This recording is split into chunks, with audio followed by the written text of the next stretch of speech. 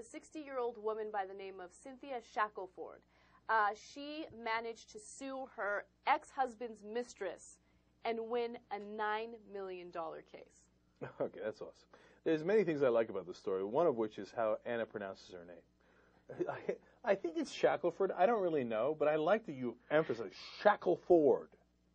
Okay, random. Anyway, so now we're having fun with this because North Carolina turns out to be one of the states. Yeah, that has this law, and the law is known as alienation of affection law, right?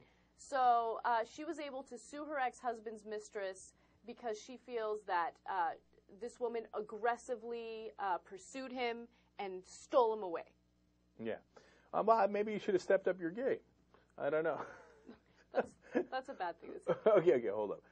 Can you hold for a second? Dude, look at the lawyer's tie. That's what you got out of No, I know. That's Shackelford over there on the left. And then the lawyer, I mean, has there ever been a bigger clown tie in the history of ties? Okay, that's the kind of tie Glenn Beck would wear.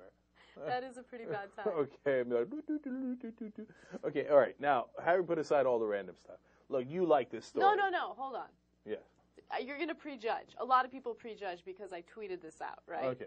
Before you prejudge, I think this is ridiculous. Oh. Yeah, first of all, yeah, I like the strike back, all right? You want to slap the mistress around in the, backstage and everything, that's fine. I have no problem with that. But you can't sue the mistress for $9 million. The mistress, yeah, she's a little questionable when it comes to character, but she didn't do anything wrong. Your husband did something wrong. Okay. I love the idea of slapping your mistress around a little bit. Like, maybe get her on your knees and you spank her. And go, you've been a bad girl, a naughty girl. Have I gotten a little carried away with this story? All right, anyway, so then, but you're right, of course, ultimately. I mean, she says she collected all these emails, all this correspondence where the woman was being seductive and lured her husband in.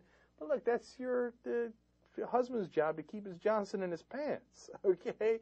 What, it's not his fault because she was being seductive? No, that's ridiculous.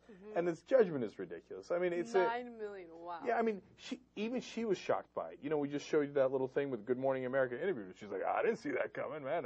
The jury just gave me $9 million. I'll take it. Now, the mistress is saying, I don't have $9 million. I don't know how I'm supposed to pay this. Sometimes the juries get carried away because there's no question.